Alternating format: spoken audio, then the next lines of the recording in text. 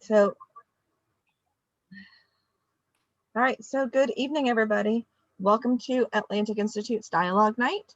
Tonight's event is on understanding secularity. And for tonight's event, we have Dr. Aaron Simmons, who is going to help moderate the discussion. He is a professor over at Furman University, and I will let him go ahead and introduce himself, and I'll let him take it away. Dr. Simmons. Thank you so much, Christina. It's great to see you all and be with you despite the strange times. I read something on Facebook this week that said now that vaccines are proliferating, we can stop starting every single email by saying, "Greetings, I hope you are well during these troubled times." And of course, I do exactly the same thing tonight. But it is great to see you all. Thank you for being here on behalf of the Atlantic Institute. I welcome you to this event. I'm looking forward to hearing from our speakers and thinking with you about a complicated and essential idea for our contemporary social life. In order to begin, I want to actually say a few philosophical words in order to frame things so that our conversation might be able to be understood in a bit of a sociological and philosophical context.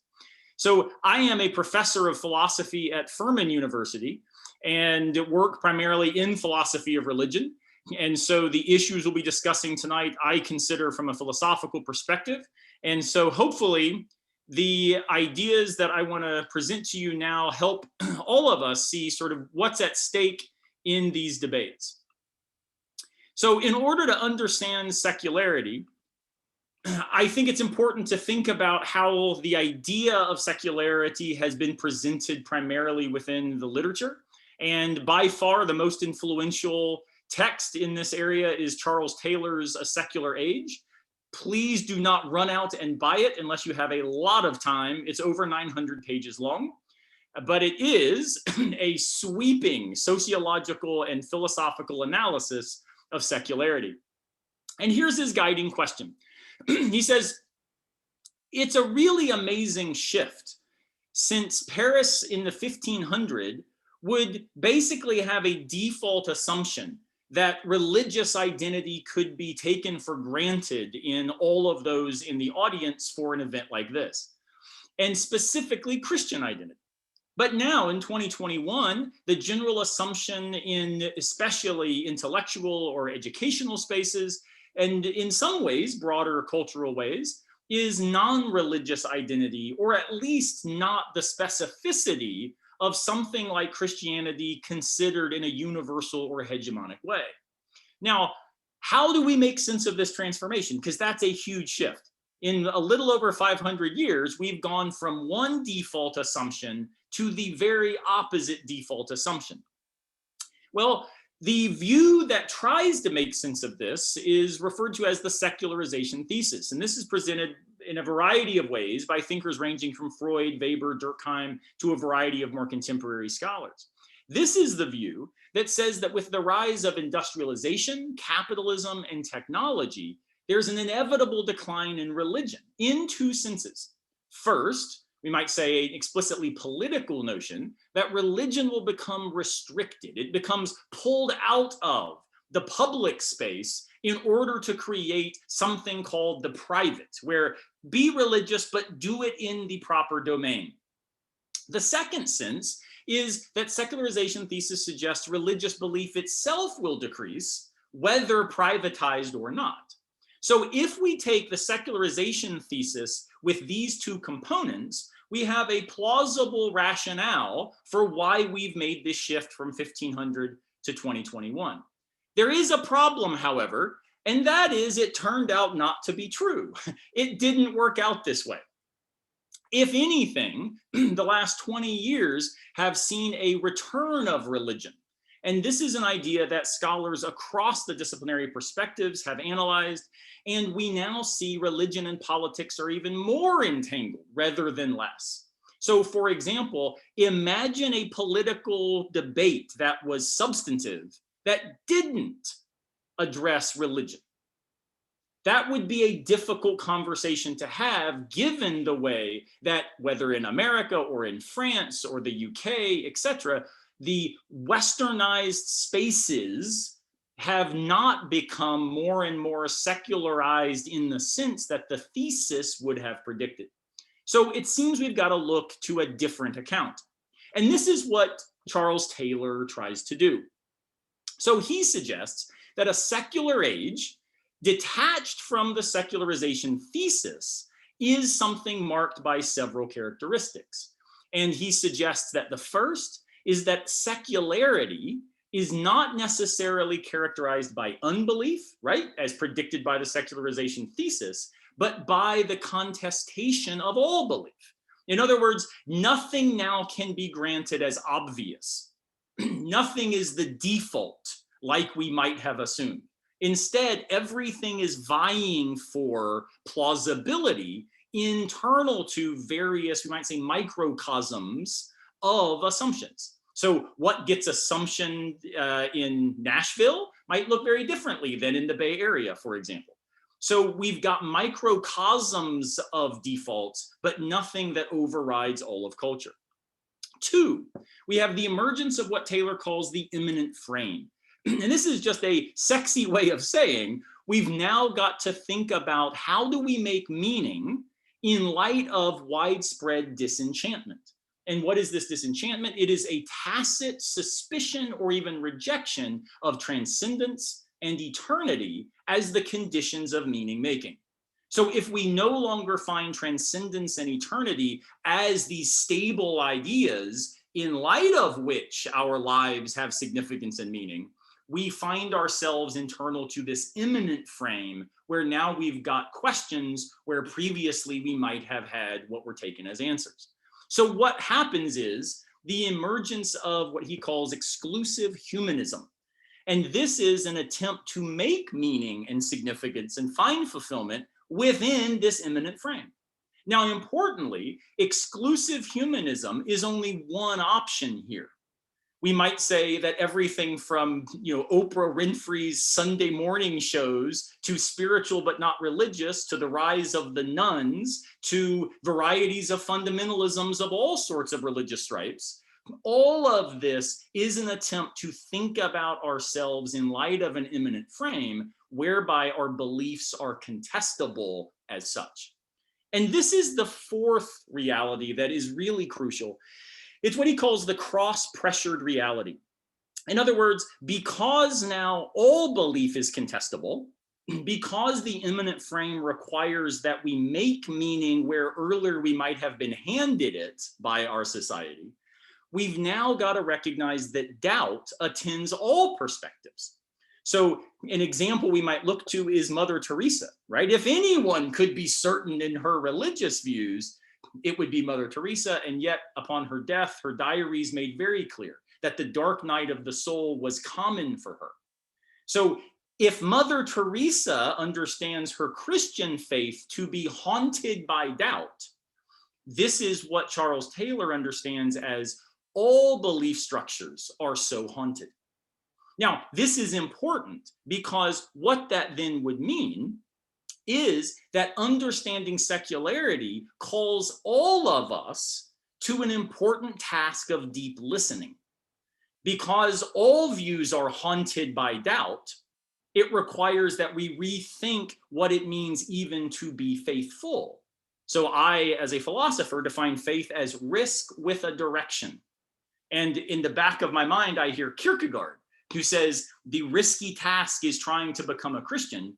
And also Jean-Paul Sartre, who says a risky task of its own is becoming an atheist. Now, these are not exclusive dichotomies, but the idea of thinking of wherever one finds oneself and however one identifies as religious or naturalist or humanist across the board, all of these are contestable views, and therefore they cross-pressure each other to have to listen more carefully to why it is that doubt continues to haunt all faith, whether or not faith is religiously understood. So as such, this is one of my favorite claims by Gianni Vattimo, a gay Catholic philosopher who was a member of the European Parliament. So, a strange, concoction of various identities. He says, it's only thanks to God that I am an atheist. And by this, he means we are cross-pollinated, which makes possible our meaning in a context where we've got to learn to listen to and navigate a world where one's neighbors might fundamentally believe things differently, and yet we've got to find a way to live together despite that disagreement. That is what Taylor calls the secular age, and that is what I think creates for us such an interesting evening tonight. Tonight, we're going to hear from three amazing thinkers. I cannot wait to learn from all of them. Mandisa Thomas, who's a native of New York but now lives in Atlanta, is the founder of Black Nonbelievers. Herb Silverman is a distinguished professor emeritus of mathematics at College of Charleston and has a long list of publications and awards that associate with this attempt to find meaning in the imminent frame. And Angel Frere, who was born to Cuban parents and, as he says, grew up in a variety of religious frames, and yet is now, as a result of Philosophy 101, he claims, has to think about who he is and where we are going as a society in light of what secular humanism now means for him. So the way that tonight is going to work as a format is that we will get a few things on the table. First, please stay muted throughout the evening unless you have a question, then put in the chat, just Q. And what that is I'll keep on my end, all right, this person has a question, so I will then, when it's appropriate, call on that person. And when that happens, you can unmute, ask the question, and then remute. Please also understand that if we don't get to all the questions, it is not personal. We'll do our very best. And the way we'll work is all three of our speakers will give their presentations about how they understand secularity and how they find meaning in light of this secular age. At the end of all three, we will then open the floor for questions, create a panel discussion, and then have a wonderful community conversation, even if virtual. So thank you so much for being with us. I hope that gives you just a little bit of a philosophical way of making sense of the stakes and importance of where we find ourselves. And without further ado, I'm going to ask Mandisa to now make us all smarter, and I'm going to promote her in. All right, Mandisa, the floor is yours.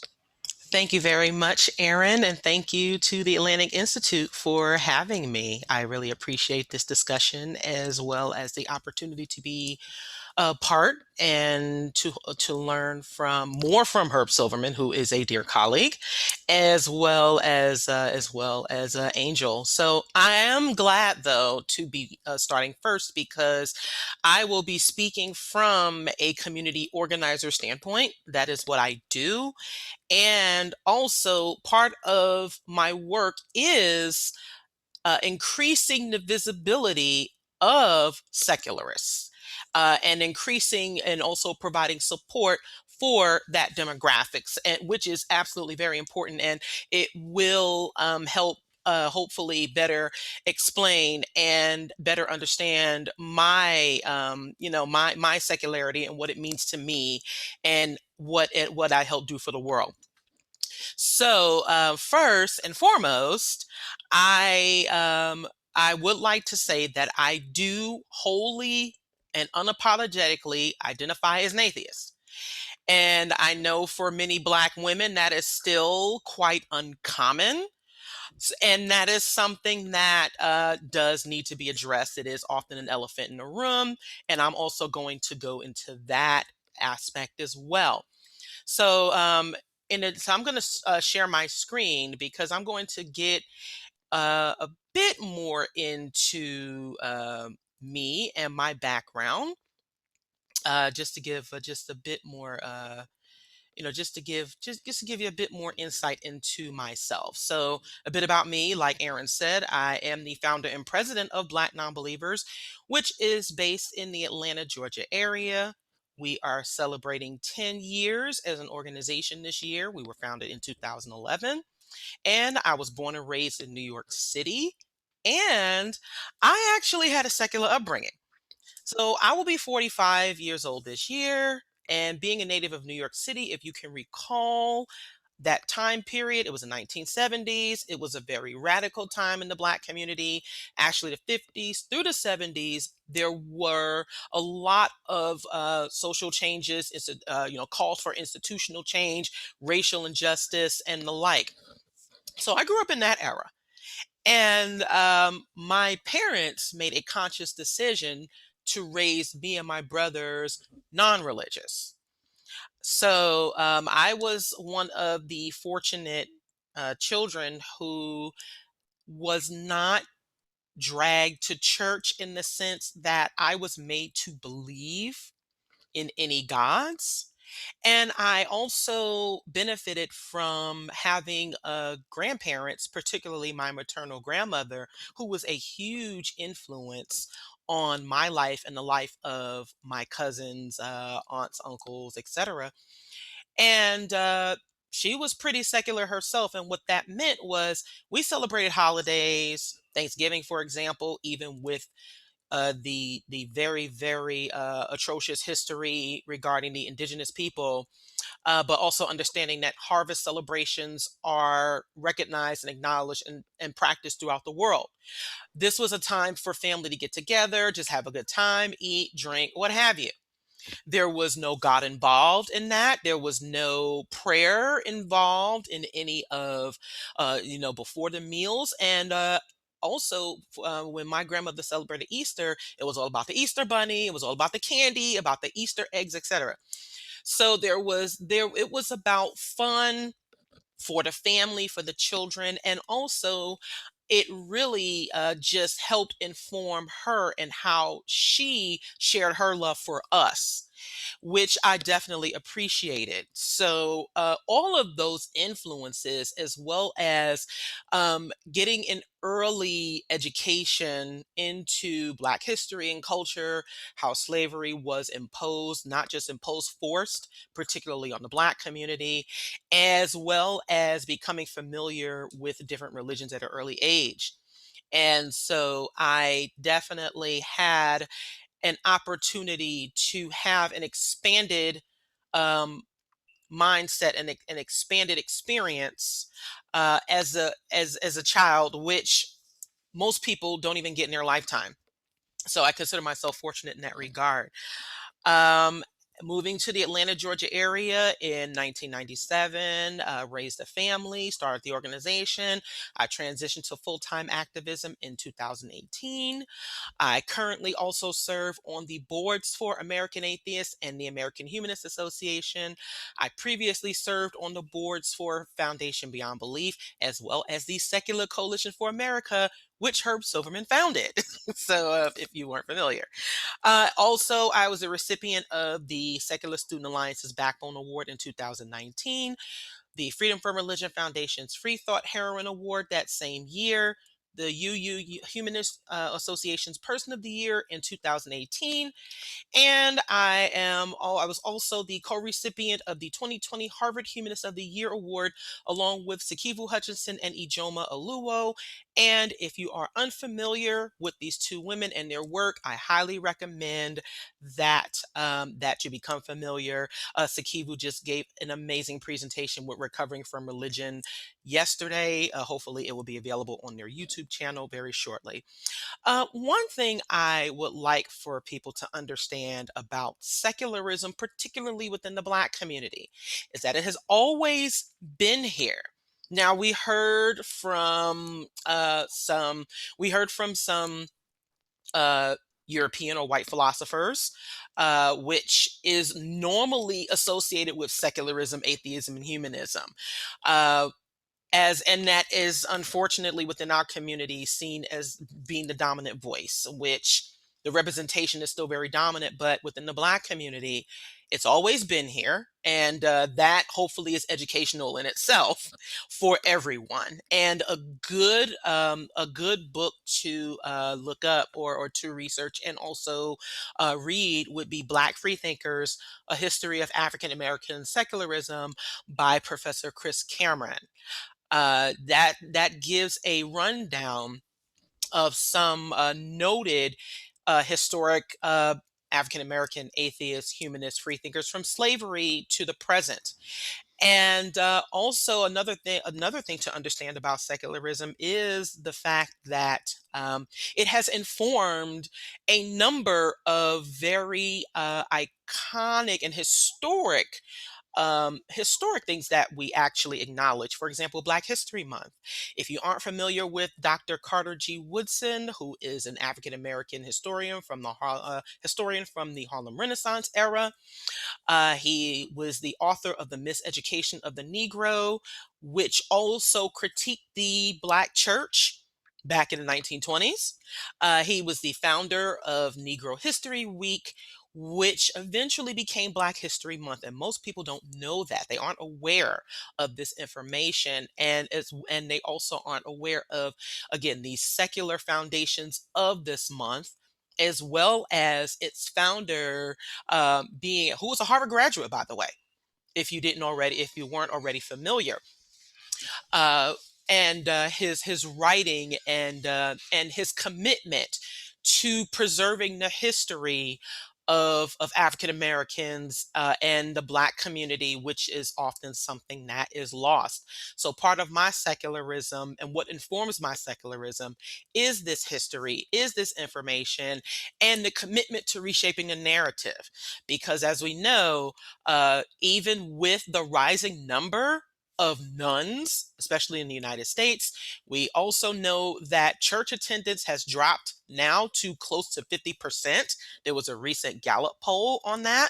However, the numbers within the Black community, even according to the most recent Pew Research study on religion in the Black community, the numbers are still at 79%, even though those numbers are even though it's a decrease from about 87% about 10 years ago. 79% of the Black community still identifies as religious, which makes the conversation about atheism, as well as leaving religion and the God concept in particular behind, extremely challenging for us. It also presents a challenge to the representation of those of us who are openly secular and openly identified atheists and non-believers, especially as it pertains to the ever so present issues regarding racism and injustice, as well as conversations around that. And so this is certainly something that needs to be informed. We inform on that and build community around it as well. So here's just an example of Black non-believers in our work. We have contributed to a number of publications. For example, the Ebony Exodus Project, which was written by Candace Gorham in 2013, which talks about Black women leaving religion, its impact on Black women in particular. And also, we host of a number of events. We are very event based, mostly in person, but of course, we were impacted by the pandemic, just like everyone else. So we have transitioned online, but we are very community oriented. As I said before, the conversations regarding leaving religion and also finding like-minded people is still very much a challenge. And so our work has been dedicated to providing that space and providing that community for those non-believers and religion doubters who need it. And also, again, helping people to understand the history and also the growing presence of the non-religious within the Black community in particular, as well as within the overall secular community, as well as to amplify our voices in the media and also in just in the public, in the public in as a whole. And I'm very, very proud of this work because for me, helping people find themselves and understand what secularism is to them, and the fact that there is no shame in it. There is no shame in identifying as an atheist. There is no shame in leaving those religious beliefs behind. There is a misconception that many non-believers are angry. I mean, not that we don't get angry, but that we are angry with God. Somehow we are hurt. In the Black community, we talk about church hurt. But for those of us who never believed, there was no hurt from the church to begin with. And many of us live very meaningful and productive lives as non believers, as well as advocating for people to not necessarily become atheists like us, but to always trust and verify, follow the evidence. That is something that everyone should do, regardless of what you believe. And I think that's what's really important to understand about secularism. It is most primarily an evidence and verified based approach to our lives, which is absolutely important. And within the Black community, that is growing, and we are very, very. I am very happy and proud to say that I have dedicated myself to this movement, and also again helping people become their more authentic selves and building community around that. And if that turns into more evidence-based work and helping people to understand what evidence-based principles are, as well as humanist-based principles, which we can be good without God. I can't say. I'm pretty sure this will be recurring throughout this talk. That to be and actually to be secular means that you are doing this work without this sense of uh this sense of guilt, or this fear that if you don't believe, you're going to go to some hell or what have you, doing it because it's the right thing to do as human beings. And I just really wanted to emphasize that. And I just wanted to share some of the programs that Black Nonbelievers has done over the years. Recently we launched our True Liberation Billboard campaign, in which we simply advocated and encouraged people to free themselves from religion and find true liberation. The definition of religion means to bind. That is the core definition, is to bind. And as a nonconformist, unless it's consensual binding, but that's a whole different topic. But I always encourage, and I think it's important for all of us to encourage people to liberate themselves, to continue to educate themselves beyond what they've been taught or what they've been indoctrinated with, and to just liberate and to just be liberated. We also co-sponsored the Zora Neale Hurston Scholarship along with the Secular Student Alliance. And we have an ongoing Being Changes Lives campaign, in which our members share their experiences with leaving religion, some of them painful, some not as much, but then finding our organization and being able to find a community that they needed and appreciated. And with that, we have a few upcoming events. First is the Women of Color Beyond Belief Conference that will be taking place in September. It will be a hybrid event from September 24th through the 26th. So there is an online streaming options. There are student discounts available. And we will be sailing again this year. We had to postpone. We have a cruise convention that we do. It is very fun and educational. That is one thing that we incorporate with our organization, is fun and information and community building. And these things are, once again, possible without this idea that you need a God looming over you in order to live a very fulfilled life. And so here are just some of this is our social media. You can find us on Facebook, Instagram, Twitter, and also YouTube. And also, we are a 501c3 organization, which means you can support us. I'd like to thank Herb and Sharon for their continued support annually. We really appreciate it. And again, we just hope that, especially within the Black non-religious demographic, that we are doing our parts to help people better understand what that means to us, and also what we have and will continue to contribute to the world. These things are absolutely important. And even if you don't agree with it, even if you don't agree with this idea that a God doesn't exist, or whether you never ever uh, whether you remain a believer, it's always important to expand your mind, even as a non-believer. The learning and the education process never stops, and that's usually informal. There's something we can learn every day, and secularism to me means to keep your mind open. And not so much that you change your mind all the time, but again, con- uh, keep an evidence-based mindset and approach, as well as being compassionate for our fellow human beings, simply because it is the right thing to do, and we all have to exist on this planet together. So thank you all very much. Thank you so much, Mandisa, for those comments and helping us think about these important issues together. We will now move on to Herb, and we will return at the end for plenty of questions to everyone. So Herb, we will turn the floor over to you, and I will promote you so that everyone can see you more effectively. Thank you very much for inviting me, and thanks to Mandisa for that nice talk. Yeah, I'm by far the oldest one on this program. I was born in Philadelphia in 1942.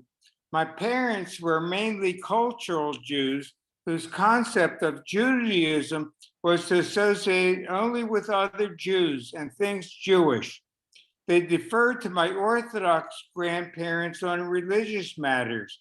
I had my bar mitzvah in an Orthodox synagogue, the most religious. I was taught that an integral part of Judaism was anti-Semitism. Because of the Holocaust, my parents warned me to never trust the Goyim, that's Gentiles. The Torah, the Hebrew Bible, which Christians call the Old Testament, is the foundation for religious Jews. They also study the Talmud, a collection of writings by rabbinical scholars who attempted to clarify biblical law. Their discussions and commentaries reflect conflicting explanations and interpretations. Arguing about such issues might help explain why so many Jews grow up to be lawyers. As an Orthodox youth, I too studied the Talmud. In fact, the Talmud helped turn me into an atheist. One question the Talmud asks is, why does the Bible repeatedly say God of Abraham, God of Isaac, and God of Jacob, instead of the more concise God of Abraham, Isaac, and Jacob? A Talmudic explanation is that each person must search for and find his own God. My extensive search led me to a God who does not exist. An atheist is simply someone without a belief in any gods. I'm also a secular humanist. As a humanist, I believe in the worth and dignity of all human beings. As Mandisa said, we try to be good without any gods. We're committed to the application of reason, science, and experience to better understand the universe and its inhabitants. Our views change with evidence. We have principles and values written on paper, not commandments written on stone tablets. We don't give credit to a deity for our accomplishments or blame satanic forces when we behave badly. We take responsibility for our actions. Immortality for atheists and humanists is the good works that live on long after we have disintegrated. I know what my afterlife will be. I'm going to medical school, just like my Jewish mother always wanted me to do. I plan to use my body parts to their fullest when I'm alive, but I hope others can make good use of them when I'm dead.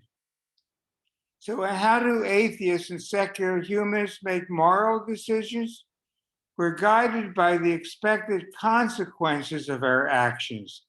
We don't consider acts right or wrong based on ancient holy books or religious authorities. We believe the plight of the human race, indeed of the planet, is in human hands. Humans create problems, and humans can and must solve them. I think Abraham Lincoln best summed up my philosophy.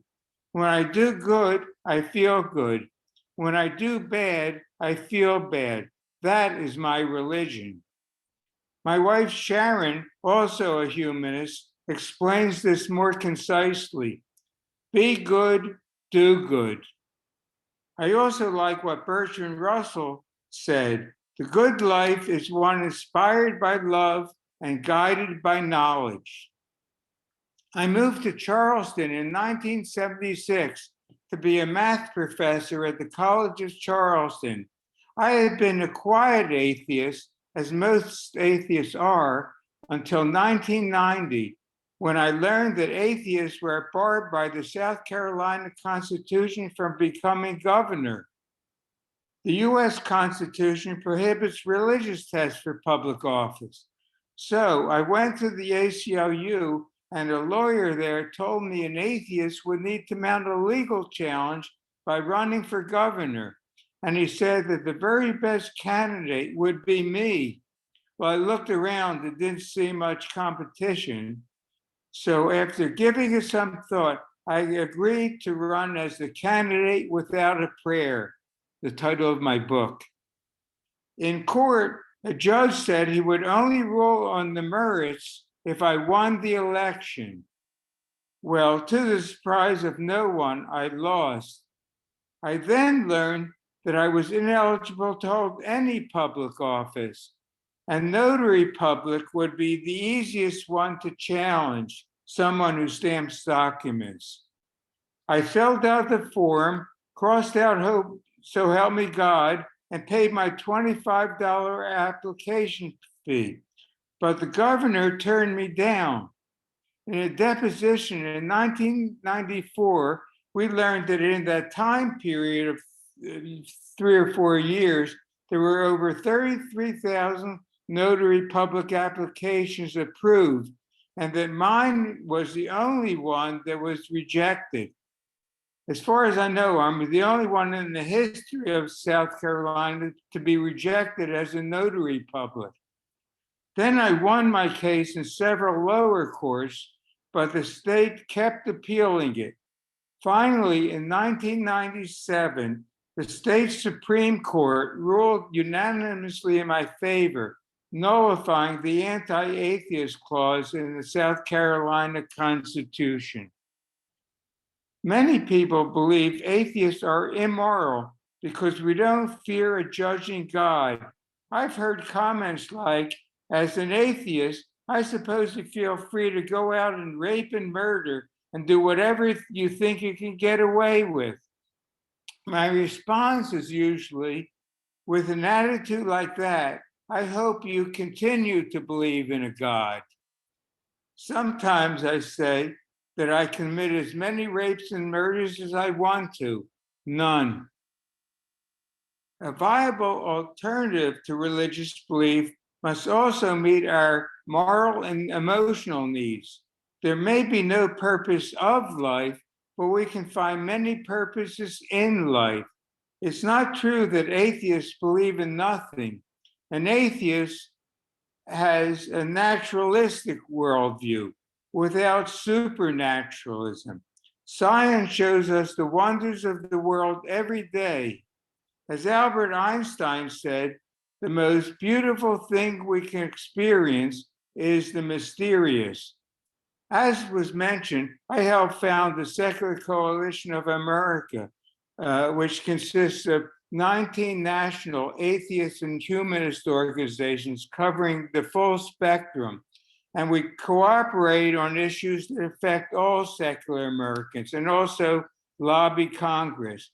If you're interested, check it out at secular.org. That's for the Secular Coalition of America. Atheists and humanists want to maximize happiness, which usually involves making others happy too. We have one life to live and one chance to do something meaningful in it. I know I'm an outlier on the faith spectrum. While I have no faith in any gods, I do have faith in reason. I also have faith that people of all faiths and none can discuss our religious differences respectfully and cooperate on many projects for the benefit of humanity. Contrary to stereotypes, most atheists do have a good sense of humor. So I'll close with a couple of jokes about the kind of atheist I am, a Jewish atheist.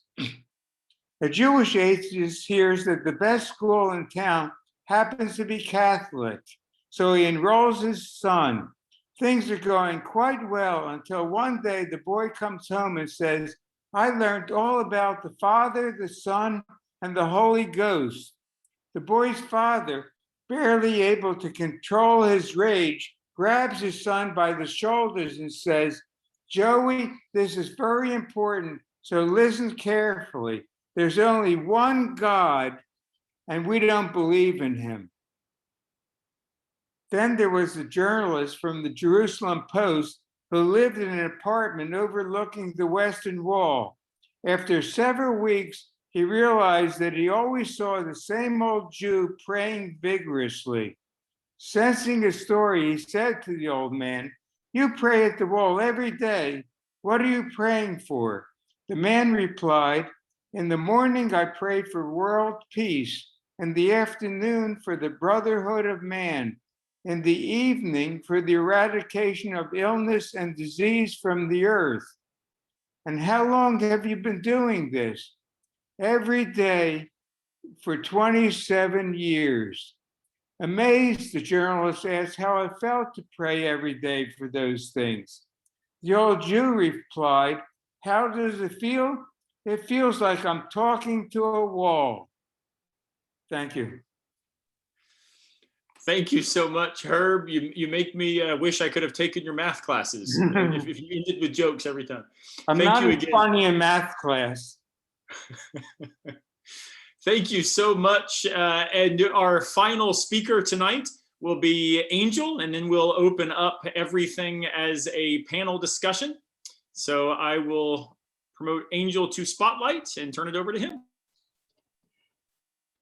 So thank you for the opportunity this evening, and thanks to the panelists. I've already learned plenty from them. So I'm going to talk a little bit about scientific humanism.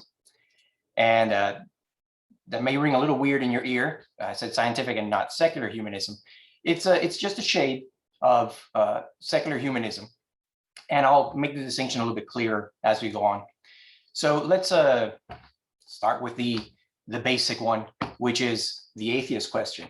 Are you an atheist? Well, as we've already heard, yes, we're all atheists. But what does it mean? The word atheist is something that has been weaponized. There's hardly a place you can go in the US where you won't find someone who's going to have a visceral reaction to an admission of being an atheist. You know, you might find some fundamentalist parents that if you were to say that in public, they might take a step between you and their children as protection. But the word atheism is a nothing word. I really don't subscribe to it. I don't tell people that I'm an atheist because it says nothing about you. All it says is that you reject supernatural causes and explanations, but it's a very narrow statement. You know, you have an atheist like Joseph Stalin and Carl Sagan. There's really no thread that holds them together. Their atheism means nothing. So let's take a little quick trip over to secular humanism. And so the secular part is clear. That refers to the non-God, the non-supernatural. And the humanism is the ethics. Now, what are humanistic ethics? As you've already heard from some of the panelists, humanism is an ethics that's rooted in human reason and experience in place of preordained and inflexible morals. It is the statement that we can arrive at moral decisions on our own. I will repeat, I think it was Mandisa who said it first, how can you be moral without God? I mean, if I had a dime for every time I've heard that. And as Herb said, you should be dubious of anyone who makes such a claim, because it sounds like they're only restrained by the fear of eternal retribution. The golden rule principle and many more complex moral ambiguities, these can be discovered through reason alone. There isn't a need for someone to come ex nihilo and give you that information. So that said about secular humanism, what exactly is scientific humanism then? Well, so scientific humanism is a label I found by looking around, because of secular humanism is heavily informed by science. So the ethical component of it, we were saying that we can arrive at the reasons. Well, so what are some of the philosophical underpinnings that I can use to make decisions? And when you think about it, I mean, we've spent at least 10,000 years separating ourselves into in-groups and out-groups and making harsh decisions about what privileges I have and what privileges I should deny some other group. And the scientific story, the more you know about evolution, the more you understand genetics, the more it becomes clear that such a position, I mean, science makes a mockery of it. We are a single in-group, and we all share the same privileges. That science itself lets you construct that morality by that very obvious fact. And the more you learn about what science can tell you of the evolutionary story of the planet, from the formation of the planet to life's beginnings in the seas, and after many years, Zoom meetings such as these, that informs how you relate to the rest of the biosphere. Myself, when I think of that tale and I see myself in it, I can't help but see a kind of relation between myself and shrubs, plants, bushes, ants, birds, armadillos. You know, we're all part of a continuity, and I can't deny that. That is what science tells me. I am unable to put myself in a framework where I've been given some form of command over all that I can lay eyes on, and it is all for me to do as I choose. That interrelation has to inform, for me at least, the morality and the ethical decisions made underneath it. Now, this may seem a little weird. I'm going to have to use religious language because in truth, we don't have secular language that does a good job of it. But that same understanding of science, of cosmology, astronomy, deep geologic time, if you, again, understand the science, what the story it's telling you, for me, that has actually created a kind of spirituality. I might say connectedness, that's a more secular word, but in truth, a word like spirituality carries the meaning better. It's the language we have. When I realize that 13 billion years ago, this all came into existence through complex natural processes that we're only just now beginning to probe and understand. And thanks to things like the Hubble, you get to see the vastness of space. And whether we're alone or not, it's just the natural story of how we got here is really, you're left awestruck. And it takes stars exploding to seed galaxies with the elements necessary for more complex matter. So it's a very real thing when you hear certain scientists, starting with Carl Sagan, and you've heard it from many others, that we are made of star stuff. If you take that story, if you absorb that, it's a very penetrating thing. It's a very, again, spiritual experience to understand from the subatomic to the galaxies, and then geographically, or not geographically, but through deep time to realize I am a constellation of particles that for a very brief moment gets to reflect on the universe. It's almost like the universe for a moment gets to just think about it for a little bit, and then poof, I'm gone in order to be reused in some other way by the universe. That's very humbling. It's something that I don't know that every humanist thinks about things that way, but that definitely gives me a sense, a dimension of spirituality that disconnected entirely from anything supernatural. Now, I want to close by turning, I mentioned Carl Sagan a couple of times. Back in the 70s, you may remember the Voyager project, send out Voyager 1 and 2. and Carl Sagan was an astronomer on advising on those missions. When Voyager 1 was done with its project of studying Saturn, it was on its way out of the solar system. He insisted, and it took him some real effort. He had to take it all the way to the top. He insisted that they should turn the camera, the regular camera, back towards the Earth. The scientists didn't see the value of it because it wasn't going to produce anything of scientific merit. But he understood the philosophical reason for doing it, to be able to have a perspective that humanity had never had on its own position within the solar system itself.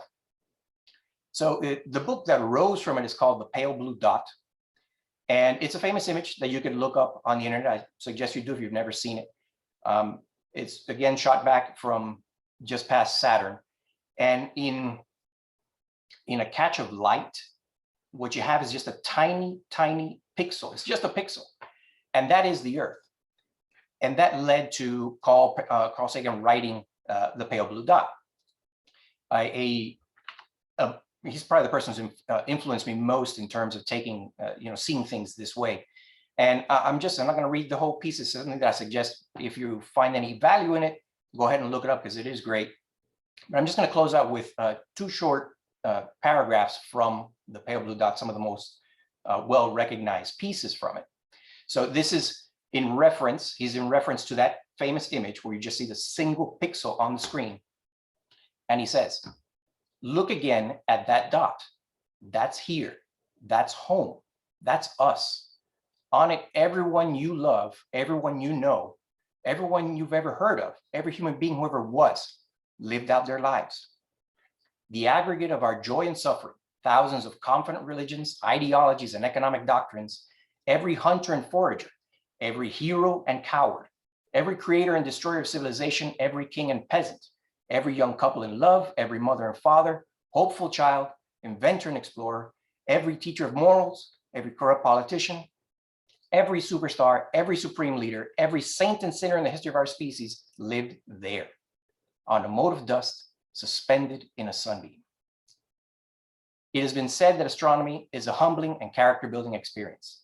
There's perhaps no better demonstration of the folly of human conceits than this distant image of our tiny world. To me, it underscores the responsibility to deal more kindly with one another and to preserve and cherish the pale blue dot, the only home we've ever known. That's scientific secularism to me. Thanks. Thank you so much, Angel. And yes, let me echo Danny Schultz saying, loved your philosophical perspectives. I'm always a fan of philosophical sophistication. Thank you for these reflections. So what I'm going to do as we turn now to a discussion, I'm going to adjust our screen slightly and bring all of our speakers back into view here. And so what we will now do is open the floor for any questions. And so please just in the chat, either put just a Q, in which case I'll call on you. And so that way we can see you and you can ask your question live, or you can just type your question, in which case I'll read it to our panelists and we will go from there. And as people are doing this, let me ask our panelists if any of them have any comments or thoughts in light of what the others might have said. Not much. I will just say that my atheism and atheism for people, even though it is a simple definition, those who have had to overcome, especially fundamental religious belief, is liberating, and there's some value. There is lots of value in that. Yeah. And unlike Angel, I am comfortable using the word atheist because all it means is we don't believe in any God. Then I go on and tell them I'm a secular humanist, and this is what I do believe. And I talk about the worth and dignity of human beings. But I think in our Christian culture, it's important to tell people that we don't believe in any gods if we have the opportunity. For my part, I'm grateful for the work that both of you have done. Herb, I must admit, I didn't know your entire past, and I'm very grateful for what you've done. And Mandisa, I think you're addressing something that honestly, prior to learning about you as a panelist, when I started to see what the kind of work you were doing, I was a bit flabbergasted. I didn't even realize that there was a Black atheist community. So that's fantastic. And they're part of the Secular Coalition for America, too. They're one of our most valuable 19-member organizations. It is truly an honor to have such rock stars here this evening. We have a question from Akif, and so I am going to add him to our panel here. If my screen doesn't keep jumping around. All right, Akif, ask your question, please. Aaron, first of all, I want to thank you for leading this wonderful program. Thank you so much for volunteering and taking your time. It's always a pleasure to listen to you and just get a lot of philosophical perspective from you. So I want to thank all the panels for being on the panel tonight. And I think that the subject is very important, understanding the secularism. And I'm a Muslim, a believer, but part of my faith, I have respect to each and every one, regardless of their faith, what they believe or what do they not believe. So that is part of my faith and tradition, definitely. But my curiosity about part of the understanding is, I wonder, like, when you look at the Muslims, Christians, Jews, or believers, so like usually they have the motivation of sharing their faith with other people because of believing God, believe afterlife, and believe they will have some merits and rewards because of sharing those with others. And also they might believe, to hell and heaven. So you want to really bring like goodness to them through sharing. That's, I think, most probably the background of the way that most of the religious people, regardless of which faith tradition they belong to, is the reason they kind of really share their faith and beliefs. My question, I wonder, this is again sincerely to understand, nothing is about the personal and private way that you have, just for the understanding, what is really the pure motivation and the reason behind of like an atheist to share their no belief with other people, especially creating an organization and just doing a lot of events. So I want to really, I'm curious to get your insights about what really motivates and how do you kind of keep your motivation by not believing in. I hope that I was able to really clarify, ask my question. Aaron, if not, you understood, you can actually just fight. Part of the mission of the Secular Coalition for America is to increase the visibility and respectability of non-theistic viewpoints, because so many people in our country discriminate against atheists or think we're evil, that we're not trying to convert others to atheism like Christians might try to convert us, but we want to just show we exist and we can be good people just like you can. And that's one of the reasons that I became active in the secular movement. Thank you. Thank you. I will also follow up on what Herb said about, in addition to normalizing atheism and removing the stigma, also helping to support those who have been ostracized for those beliefs. That can be a traumatic experience for people. And it is important for them to know that they have support in their fellow atheists, humanists, secularists, etc., because no one should have to suffer through that alone.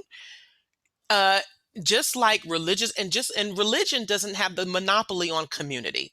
They don't have the monopoly on fellowship. It is as old as this billion, this billion-year-old Earth, that or as old as human beings have been in existence.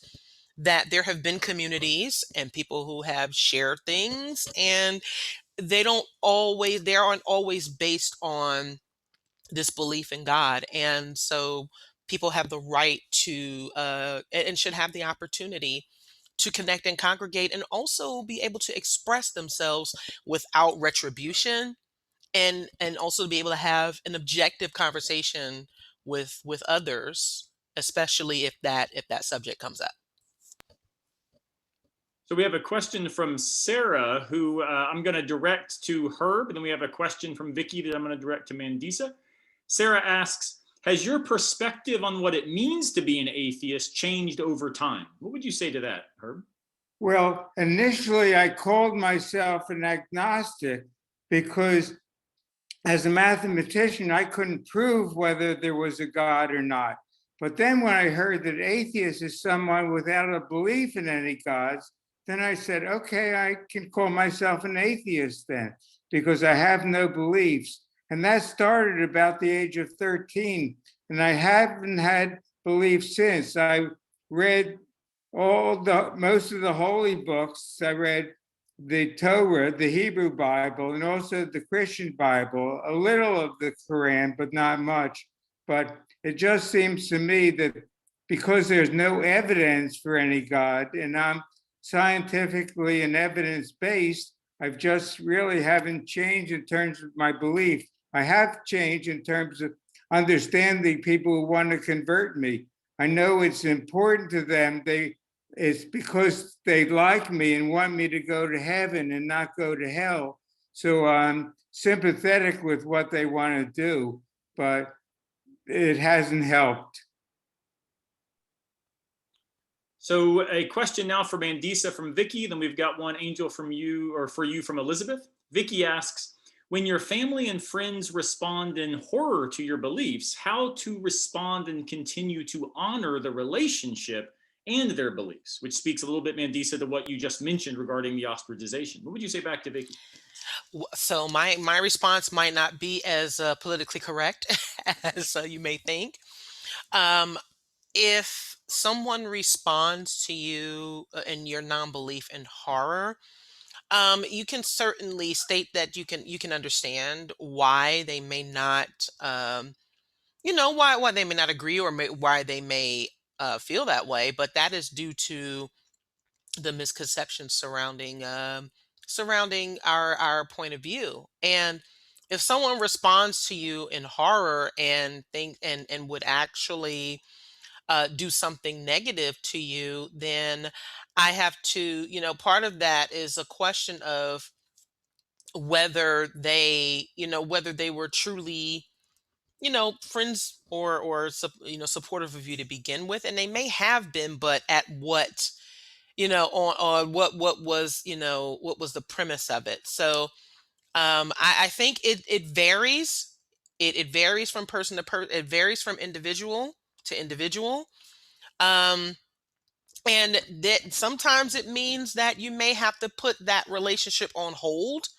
And it may mean that in some cases, you may have to reconsider your relationship altogether with that person.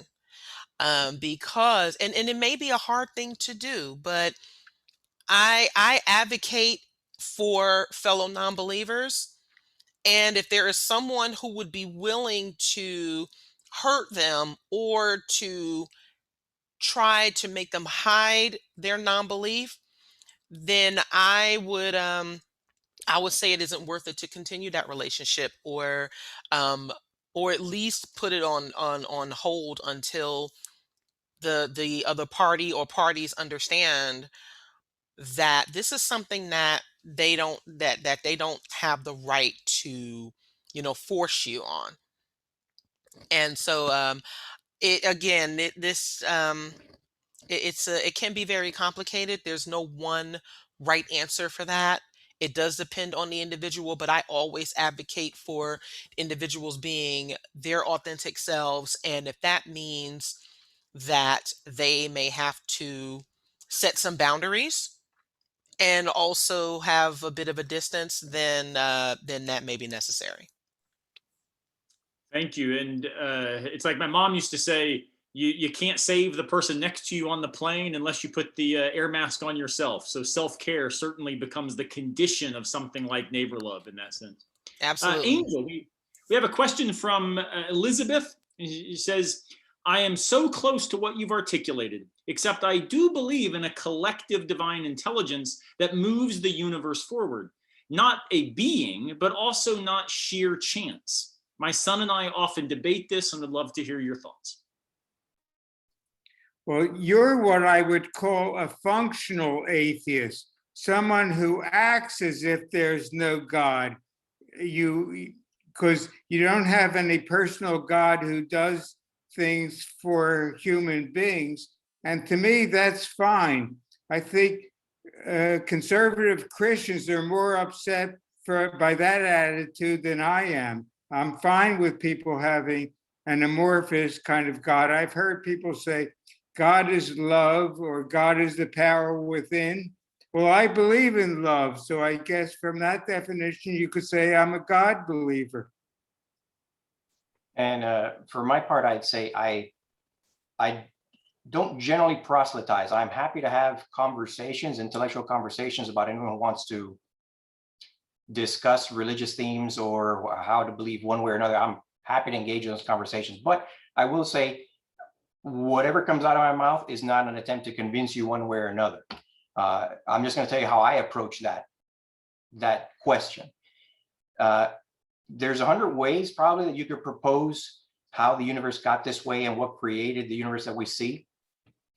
And in every case, from my perspective, you're making a scientific argument. And if you're making a scientific argument, one of the things you have to consider is Occam's razor. So if you look at a universe that naturally came to being, and we understand some of the other natural processes, you may not understand all of them going backwards, but it's just a matter of knowledge to get there. If you then presuppose that the prime mover is some kind of intelligence, whether it's a God described in a book or some other form of intelligence, we understand that intelligence itself is a complex thing. So you're now injecting something complicated that isn't enough to say, well, this prime mover did it. You have to now explain the prime mover, otherwise it's turtles all the way down. So I remove the turtle and it's just natural causes. Yeah, I also don't proselytize, but I've been in debates with Christian ministers, and I don't expect to convert the Christian minister, but it's often the first time an audience of his has a chance to hear from an atheist rather than what their minister tells them an atheist is. So I just try to be myself, show who I am, and I think it's important to show a sense of humor. And if people like you, I think they're more willing to listen to what you say, and some might even go along with some of your views.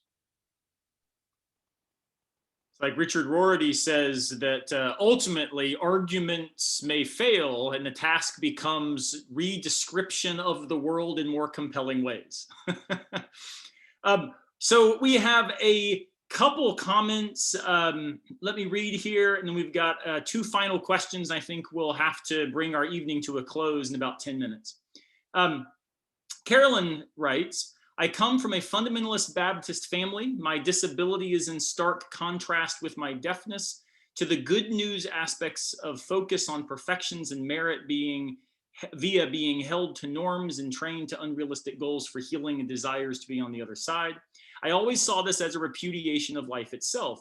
I felt it was a decamping and invisibility of my whole life. I will never be non-deaf. I can accept my reality. I think we are somewhat creators, and I don't worry if no one is intending to create life or bestow goodness. I feel we could do so.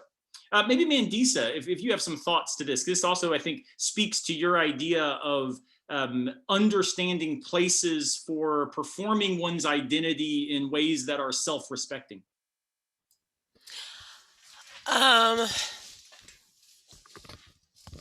Let me I'm sorry. I need to take that in. And first, let me just I would ask the question, Are you still religious, or are you coming out of it? Because that is very important. Because oftentimes people who are fundamentally religious struggle with this.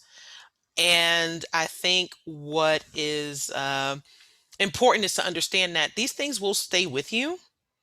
It's important that you don't deny what what your your experiences were as being religious. But the more you learn, and the more you uh I'm sorry, I'm kind of getting my thoughts together, and I'll be happy to let Herb or Angel follow up with a more academic response. But I say it is life is very complicated, and yeah, we are all creators to an extent. We're human beings, and sometimes things happen by chance. Sometimes things happen by accident. But accepting your reality is absolutely important. And again, as long as you're able to come to your authentic self and continue to learn, that's what's really important. Thank you so much for that. And Catherine, I Can can I say, please. can I say something about that? I was going to say that it's hard to write on those little small screens, so I didn't really present it the way I wanted to. But I'm a non-believer in a family of faithful folks. They from way back, and so it's really hard to be that way. But I feel like I have to, because, like I say, it does feel like a repudiation of disability, when we're always talking about healing and all that. It's, which I understand if somebody's in pain, and that makes sense to me. And my deafness has given me some pain from time to time, not physical pain, but a lot of social difficulty, isolation.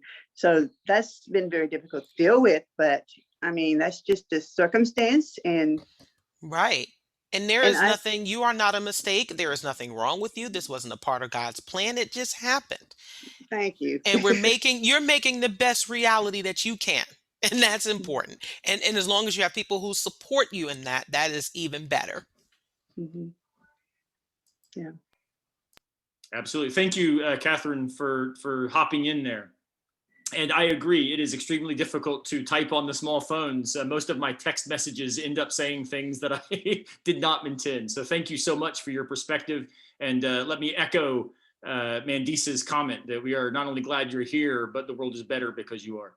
Let me now turn, we're gonna invite Carolyn to offer a perspective that she offers from a different background, having a father who is an Episcopal minister and yet identifying herself as a Scientologist. And then after she shares and we hear some responses from our panel, Akif, who is also the executive director of the Atlantic Institute, will hop back in and make some final comments and ask a final question as we wrap up this evening. So Carolyn, if you don't mind, we'll put you here so that everyone can see you, and love to hear your perspective.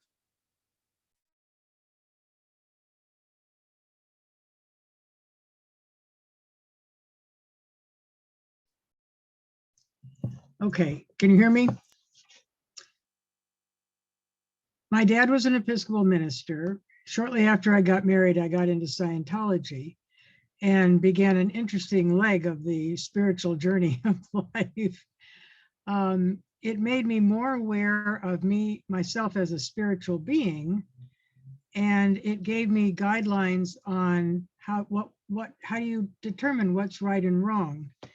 And it hinges on a view of everything that you all have mentioned in a way. If you can picture 8 concentric circles, in the middle is you and your body. The second ring out is family, husband, wife, so on. Third is other groups of people, businesses, this kind of group, whatever, Boy Scouts and so on. The fourth circle is all of mankind. The fifth circle is other living things, plants and animals. The sixth is the entire physical universe, the stuff of the universe. The seventh is us as spiritual beings without bodies. And then the eighth circle is called infinity, God. It includes all of these things together. And that's why if we call the outer circle God is one way to put it, but it's also infinity or the allness of all. I find that very helpful in terms of making decisions, because what's going to benefit the most of these different circles? Sometimes it might be a negative action, like something might need to be destroyed, but there are most circumstances where that wouldn't be the case. But in other words, everybody's survival depends on all of these circles. You have to consider all of them. And I don't know whether that is any help to anybody, but I offer it. Thank you so much, Carolyn. And in fact, one of the ways we might frame this, and Angel, I'd love to hear your thoughts, given that this speaks to the blue pale dot idea, or the pale blue dot idea, is this interconnectedness, as you said from Sagan, that this is the home of everyone, both good and bad, repugnant and desirable. So how is it that maybe you would speak to that interconnectedness as also related to, grounded in conversation with this idea of, a might say non-spiritual conception of human existence, in contrast to the way that, Carolyn, you've described it as a decidedly spiritual way of understanding connectivity? Yeah. I'd never heard that before, but I can follow the logic. I can see the thread, and I can see where it could be a useful framework for making decisions and finding yourself. Where I diverge from the way it's framed is that it comes, or it seems to be anthropic in nature, which is to say human-centered. So I don't see myself as, I'm an incidental part of the universe, not one guiding, and I have certain ability to influence the universe. And that ring that you described does make sense insofar as my relationship to other people, my relationship to the ecosystem, what are responsible choices to make in the world, as opposed to completely selfish ones for just my entire benefit. Honestly, I see a lot of people's philosophy, even though they don't realize it, it really at bottom is a very hedonistic approach. And I try to reject that as much as I can. But I definitely see where there is a way to weave that together that has a lot of guidance in a similar sense to how I'm approaching the world. Yes, some people view humanists as people who only care about humans, but that's way off. Humanists care about all species as well as the planet. That's why humanists are involved with the universe, in the sense we want to have a better climate in our universe and do what we can to make this world a better place. Which, of course, to all three of you, speaks to this idea that in various ways you all three mentioned. And before we turn to Akif's final question, let me ask one, which is, all of you mentioned, I think this is really important, that it's not only possible to be good without God, but you also said something about the idea that the notion of goodness was not quite so fragile as religious folks might think. Right? If there's no God, then there is no good. Mandisa, you in fact said it as, we know what's good, and so the task is to do it. Herb, you said that your wife synopsized this very well. Know the good, do the good. So how is it maybe that you would articulate, all three of you, and then we'll turn to Akif, this task of knowing the good? To what does one turn to try to discover this? Obviously, if one is religious, there are, revealed texts that are claimed to offer guidance in these ways. but I'm sure that some on the call tonight would be interested to figure out, where does the understanding of the good come from in Herb, you just described a kind of biocentric egalitarian conception.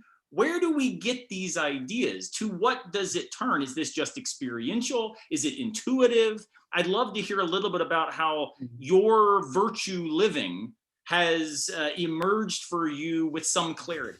So maybe Mandisa, we'll start with you, and then Herb and Angel will finish up. Absolutely. So for me, it's a combination. I think one of the fundamental problems of religious belief is that it implies that there is only one way to find this, or to achieve this sense of goodness or utopia. And there are multiple ways. Like, for example, I learned good life lessons from Dr. Seuss books. And also, just from my upbringing from my parents and my grandparents, and also from sometimes we learn some good lessons even from religious texts. There are some things that can be some good lessons that can be learned from the Bible. Now, arguably, there are some that are not as good. But I think it's important to be honest about that. The important piece here is also holding ourselves accountable for learning more. There might have been some things that we thought we were doing good, but we found that they may have harmed others. And you don't just, it's also important to us to listen to others.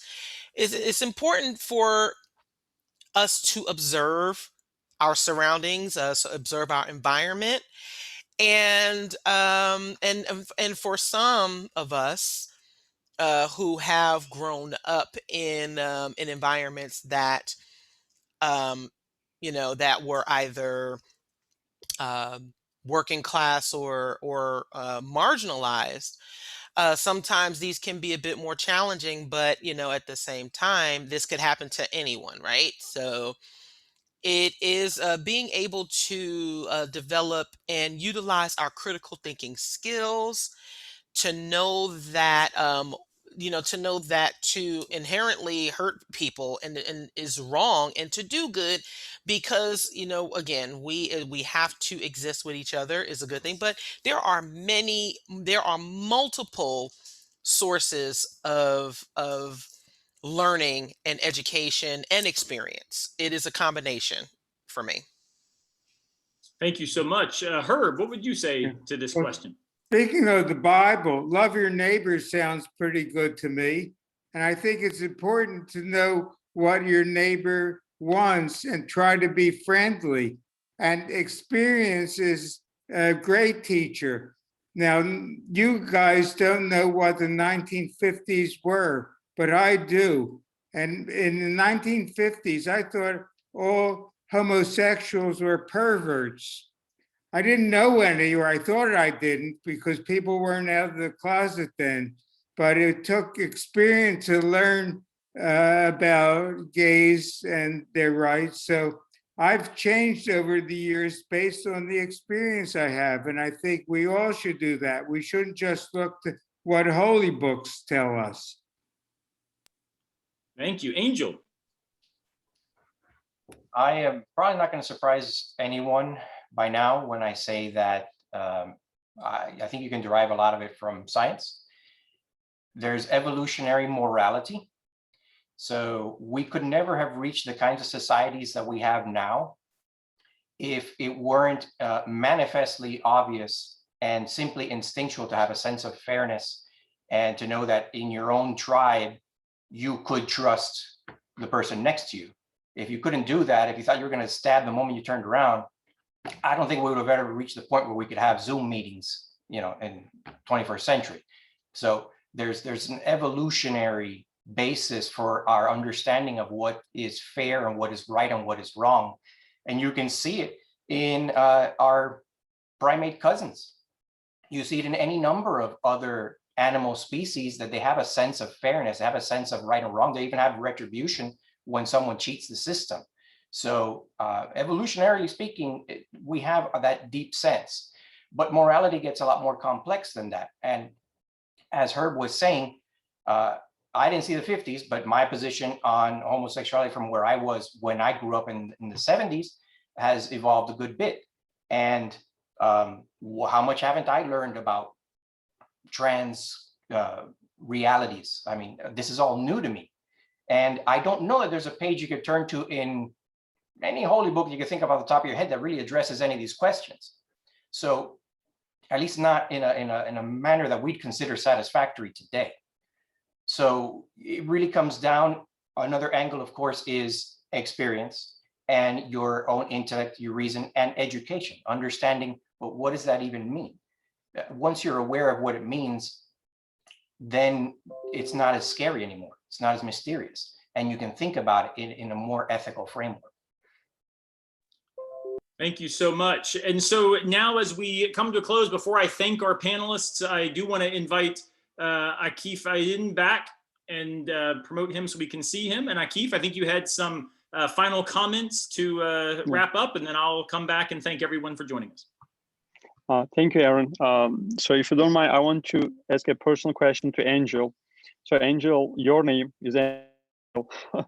And how do you find do you have like any comments that people make with your philosophy and having the name of Angel, which is really about, coming, I think, for all religions, kind of they all believe this is a creature of afterlife, or just a creature of like here, even though maybe, we know what angel means, in all faiths. This is kind of personal. If you like, you can make comment or not, do you feel, comfortable with this name or not? The second question is maybe again, personal, again, my kind of questions may be personal. Really, I want to sincerely understand your feelings, guys, because definitely I can, learn a lot about atheism from the text, but I think the personal feelings are important while I'm finding you here part of this panel. So like, even though I feel that I kind of hear the jokes, like the people they tell when there is a plane about to crash, even though the atheists believe in God, they try to seek in God, during the very uncomfortable or painful situations. I believe most of the religious people, they kind of feel comfort with prayer, comfort with, believing God and afterlife. How do you guys really seek the comfort during those type of, calamities or really tragedies that you might face? This is, again, personal. If you feel you can answer. If not, please pass on. Again, like as a final comment, I want to thank you all, especially Aaron, thank you for leading tonight, and thank you all participants to joining tonight's event. Thank you.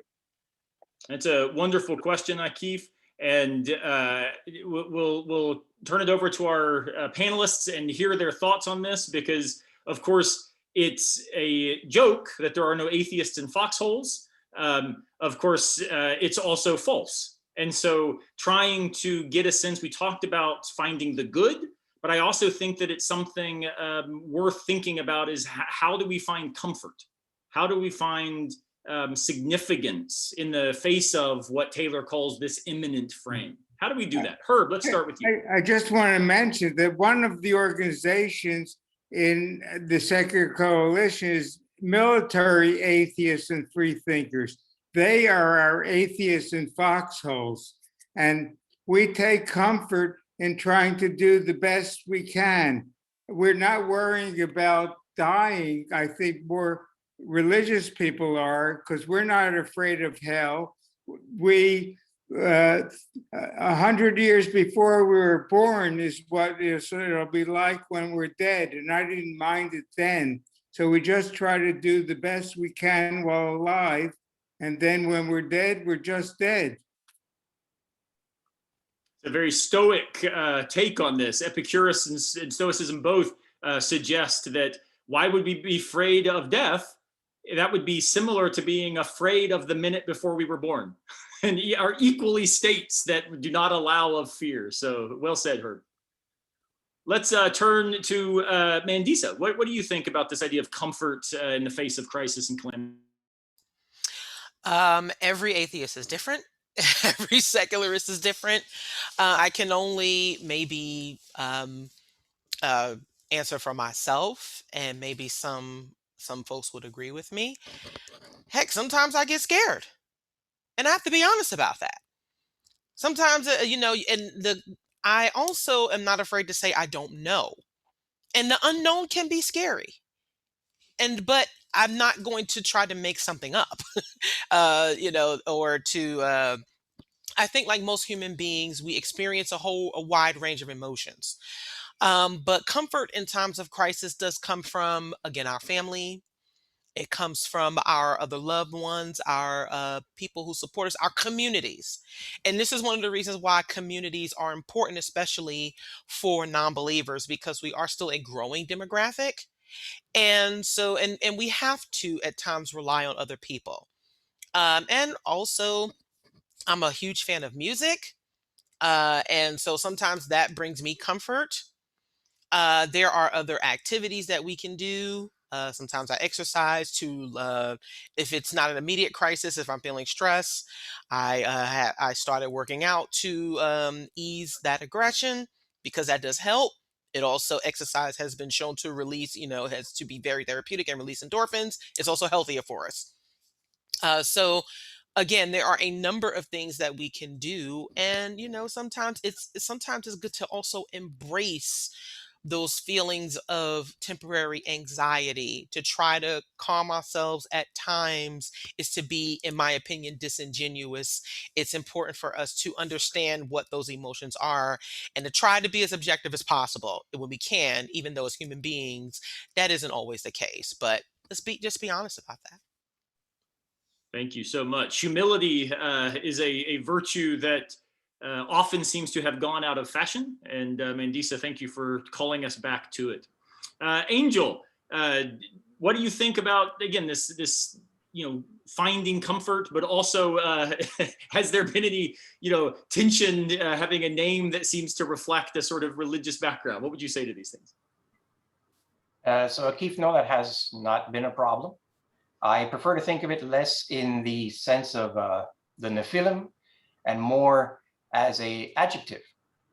My mother probably named me as such a good, nice young boy, so just a little angel. So I don't think of it in the religious sense. And honestly, you'd be surprised how many times people call me Angle instead of Angel. So that's a bigger problem for me. Insofar as finding comfort, as Mandisa said, friends, family, people, the connections you make. And in terms of connections also, as I was saying earlier, it's the connection that I make understanding my place in the universe. Even if I have some magic run and I make it to 100 with perfect health and then just one day go to sleep and don't wake up, some kind of dream, 100 years is a blink. It's nothing. I mean, it's meaningless. I've already made it half that far. So 50 to 100, what does it mean? It doesn't mean anything. So every evening I practice dying. I go to sleep. And for those 8 hours, if I don't dream, it's the exact same experience as before I was born. I'm not aware of anything. I have no consciousness of anything. None of us wants to exit in pain, and that's something that we all hope to avoid, or some number of other difficult ways out. But in terms of comfort, as far as some eventual exit, came to terms with that a long time ago. It's an inevitable thing. And it just gives you reason to make the best of the waking moments and to leave a mark and an impression that those who stay behind remember you fondly. Thank you so much. Reminds me of the book by Seneca that I teach every summer, actually getting ready to teach it next week, called How to Die. And what he says is, you've got to prepare for this by learning to live well. And so, Angel, thank you so much for those wise words. In the chat, as we are closing out, let me mention, Catherine has asked, where do non-believers meet as a community, especially coming out of the pandemic, we hope? I personally, not on behalf of Atlantic, but let me, of course, encourage vaccination among everyone that is able.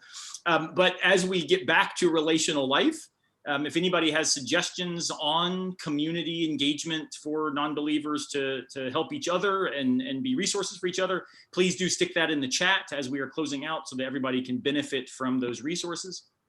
And as we do come to a close this evening, I would like, on behalf of the Atlantic Institute, to thank all of you for joining in. It's been a long 15 months and all of us are exhausted from Zoom interaction. And yet this is a kind of community that also has been life-giving for the last year and change.